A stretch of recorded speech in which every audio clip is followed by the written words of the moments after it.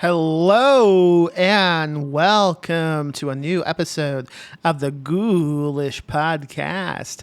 I am Max Booth, and today I am talking to one of my favorite indie filmmakers of all time, Joel Potrykus.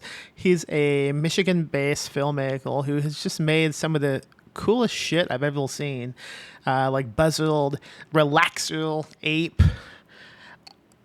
He has a bunch of short films on the Criterion channel as well, I believe. Not I believe. I know for sure because I've seen them.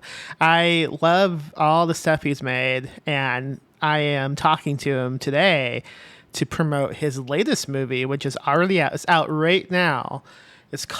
Now I'm going to say the title, but listen, I'm not going to say it well. It's a difficult to pronounce title intentionally, as he has said in different interviews I've listened to him on. So, okay. It's called Vulcanizadora. Vulcanizadora. It's the best I'm going to get, okay? If you have no idea what I'm saying, just look at the show notes of the podcast. It's typed out. You know what it's called.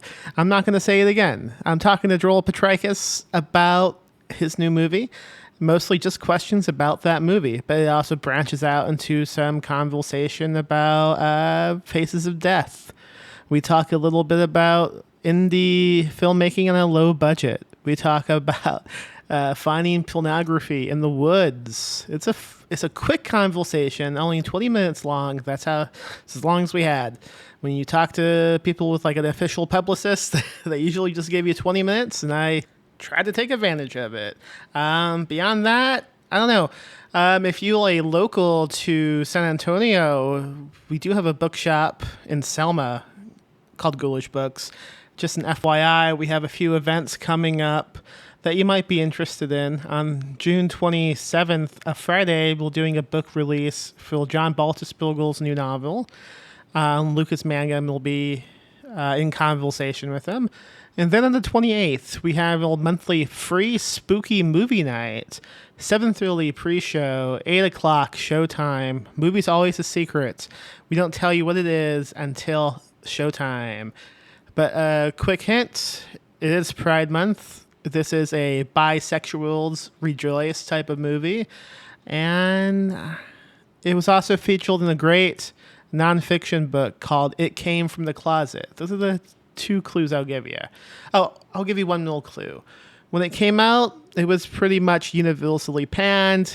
Since then, we've all thankfully have grown to appreciate it much more than its initial release. Okay, besides that, I don't know, man. This is a podcast. You didn't come to listen to this intro. You want to listen to Joel Potrykus talk about indie filmmaking and pornography. So let's just jump into it, okay? All right, bye.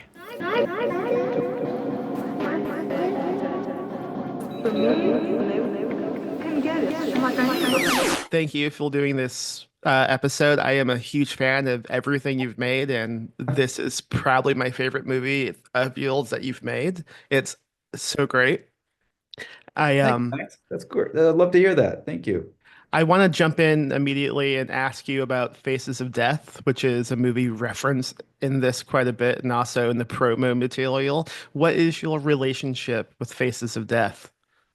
Um, Faces of Death was, at least for a guy my age, was a movie that was always talked about with my group of friends at like sleepovers and birthday parties when we were in like seventh and eighth grade. And it seemed like this almost like it wasn't a movie that actually existed. And like you had to ask for it secretly at the video store, and it was kept under a counter or something because it was illegal and banned in 48 countries or whatever. So it was just this kind of holy grail, terrifying thing that I didn't see until high school. And when I did see it in high school, it was like gruesome and weird and out there, but a lot of it I could tell right away was just phony. So I'm just really intrigued by the mystique and aura of their marketing and how it seemed so taboo and dangerous at the time. And so to have these characters talk about it makes sense because they are clearly stuck in a certain period of their life where things emotionally are more resonant, including what they're afraid of and what they're trying to achieve in their life is to have faces of death and notoriety. I think that's still really relevant in their lives and something they think about a lot. Because I do. Yeah, me too. My quick anecdote with Faces of Death is I have a brother who's much older than I am. He would always tell me I should check it out when I was much too young to really be watching a movie like that. But when I was like 9 or 10, I convinced my mom to let me rent it from Hollywood Video. They just had it, and I later found out that it was mostly phony, as you said, but and I was relieved because it gave me this awful sick feeling when I was watching it as a way too young child. Only after doing some Google research, only a few years ago, I realized I didn't even watch Faces of Death. I watched a movie called Traces of Death, which is mostly legitimate stuff, like the Bud Weil suicide video. So I Yeah, still have not seen Faces of Death. Traces, and that is a hardcore shot right there, man. Yeah. Painful, nice shot. Yeah, you got exposed to the hard stuff, dude. And in Traces, they also do not do intros Jackass style, sadly. I wish they did. That's really funny to think they would do that. Uh, um, something I love with low budget movies is the low budget often gives a restraint to what you can do. And I often hear people saying that's a negative thing.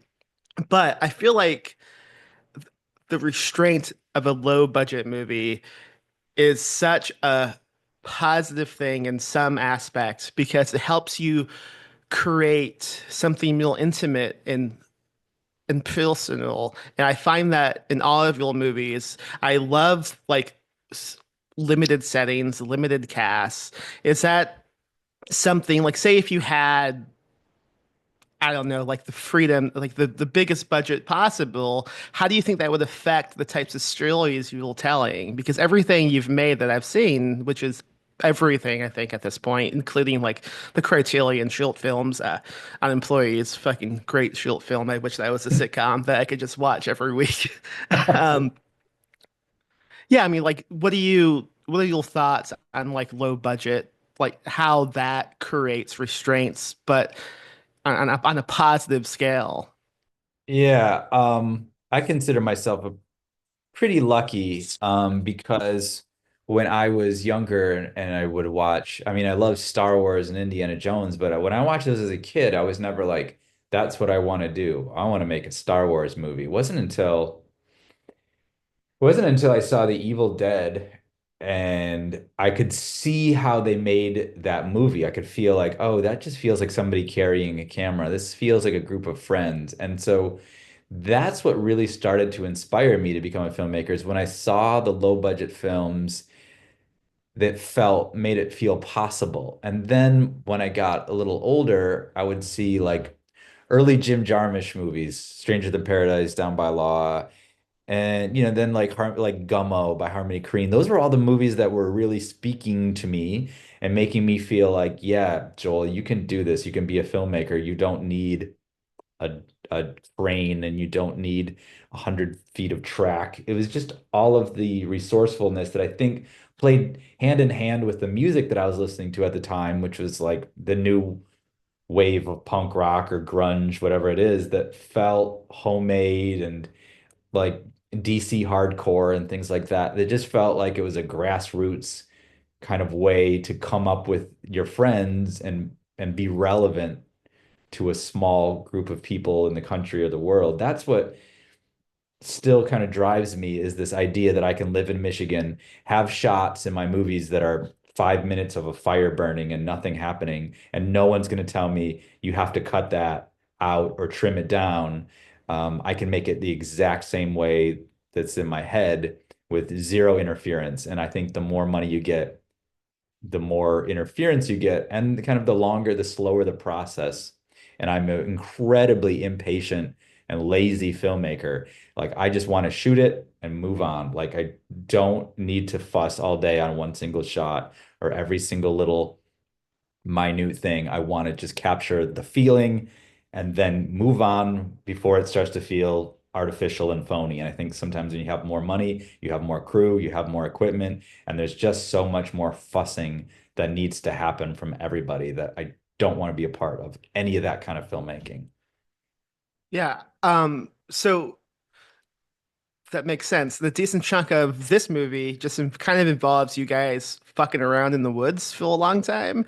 How much of something like that is even present in the planning of the movie? Like, is it even in how much of it is in the screenplay? Feels as you guys in real life just kind of walking around the woods with the camera and kind of improvising off each other. Like, is there a point while shooting that you guys just decided, let's begin beating the shit out of a tree with sticks? Was that already in the script?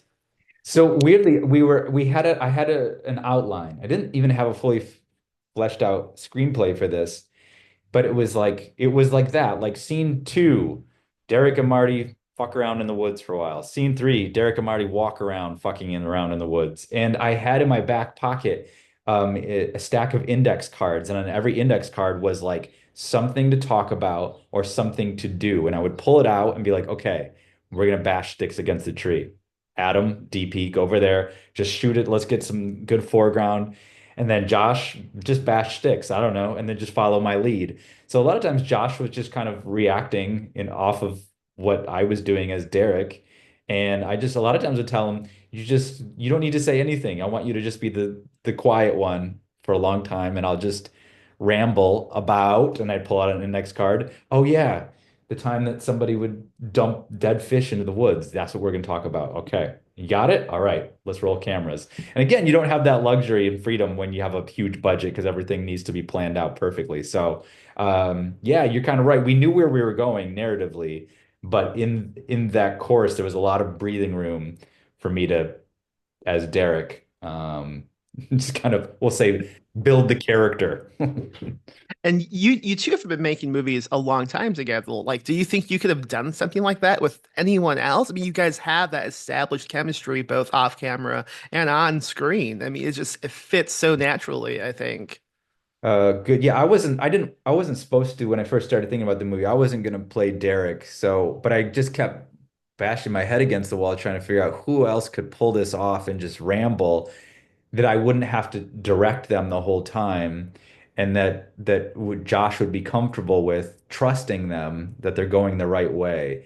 And so I don't like to cross universes too much. I mean, Josh is in all of these movies, but otherwise I don't like to recast people for different roles. And when I started to think that I was going to be the only one that could ramble properly and capture the tone I wanted, I was like, oh my gosh, we're gonna bring back Marty and Derek. This is a big deal. It's exactly 10 years later. Then the movie really became its own thing and grew to something that literally could not have written for if somebody else were to play the character opposite of Josh. Yeah, it's kind of a secret sequel. I haven't seen that much in the promo. You guys trying to keep that kind of on the down low as a surprise to people? Yeah, it's definitely when we went into it, I was telling the cast and crew, it's not a sequel. It's not a sequel. This is not continuing any storyline. If somebody has seen Buzzard, then it'll be a really cool little bonus and it'll expand that understanding of that movie and those characters a lot, and it'll be a much more enriching experience. But otherwise, it needs to stand on its own in a way that like a James Bond movie would stand on its own. Like we don't need there's no linear arc from film to film but it does kind of it helps recontextualize things in ways that new audiences wouldn't. So I don't know what you'd call it, but I personally would not call it a sequel. And I was very, I was made sure that none of the materials called it a sequel or even mentioned Buzzard, really. I did Yeah. want it to be kind of a surprise. You're right. It's not a sequel. It built easily as a standalone. They exist in the same universe. My wife watched it with me last night, and she has not seen Bezwild. I mean, she wasn't like lost or anything. If anything, I think if you go in watching this movie without having seen Bezwild, it gives a really fun, mysterious background to it. Like, what is going on in these guys' lives? And that's a lot of fun too. If you just don't know anything about them going into it. Yeah, I wanted it to work differently for both types of audiences, but neither one of them having a kind of a lesser experience. Yeah, I want to talk about Godsmack before you leave. I was so excited when that song began playing, just because I haven't thought about it in a really long time. Was that always the song choice? Did you have any backups? What goes into planning a great dance like that? Was the crew struggling not to lose their minds off camera? And like, is it difficult to get glow stick juice off the human skin? So a lot of questions that are all together connected. So that was written into the script. I typically don't second guess any music choices. Is whatever the first thing that comes to my head, that is it, and I will figure out a way to get the rights to it. I live unfortunately I don't really have a smartphone that plays music in my car, so a lot of times I'm stuck flipping through the radio. And that song is fucking always on the modern rock station in Grand Rapids, Michigan. Still, 20 years later, 25 years later, I cannot escape that stupid song. And I just thought that that was the most perfect song for Derek trying to create this kind of cool, mysterious, dark mood in the woods, that he was going to do something really cool. And I just told Adam, the DP, just roll camera. Let's burn a whole mag. We shot on 16 millimeters. So I was like, give me 10 minutes, give me a full magazine, and let me just kind of work some magic here. I did not plan on even getting the glow stick out. I found it in my backpack. I was like, oh, I stuck this in here just in case. Perfect. I did not plan out cutting it. I didn't know, we didn't test it. I didn't know if it was going to burn my skin, but I figured they weren't going to sell glow sticks. I'm sure a million ravers have already cracked those open and probably drank them. So I was just going to go for it. And I said, if it burns me or anything, it will make the scene that much stronger. So we're going to just roll with it. And I'm going to just feel the moment. I'm going to feel the voodoo of the night, man. Awesome. One of my favorite scenes in the movie. It is a cool dance. It's really cool. Uh, Chuck Palahniuk, who wrote Fight Club and the many other great books, he has a fun anecdote about how everybody has an anecdote about someone who has found a giant box of pill magazines in the woods. And I couldn't stop thinking about that while watching this movie because they uncover a hidden bag of magazines in the woods that they already knew about. They didn't find it, they knew about it ahead of time. But do you have a real life anecdote of pilling in the woods? Yeah, so when we were location scouting, when we went to the woods, there was a hunting blind there. And immediately everybody on the location scout was like, yeah, that was the first time I ever found porn magazines was in a hunting blind. And me too. Like as a kid growing up in like rural Michigan, you would just be walking through the woods half of your day. You'd always find hunting blinds and you had to kind of snoop inside of them. And there was always stacks of porn and hunting blinds, which is so gross to think that guys are hunting and I don't know, doing something else in that blind. Like, how does that work? But and what the next thing we all had in common is that we would take a few of those magazines, typically stick like plan it out, like go back like heist style, bring a grocery bag, stick a couple in a grocery bag, and then hide it in our own spot of the woods where we could go back and find it. And whether that means like you went back in the woods and an older kid showed you their like grocery bag stash hidden under some branches, or you showed some other kids your stash hidden under branches, but weirdly, we all had found or had our own stash of porn magazines hidden in the woods as like prepubescent teens in Michigan. Do you think that's still happening now, or has the time of finding pill magazines in the woods passed? I am never going to ask a younger person if that is a thing that still exists. I would guess that it's not. I guess they're all hidden in cell phones now, and Yeah. it's a it's it's a much more advanced world these days. No more need to hide porn magazines under pine needles in the woods.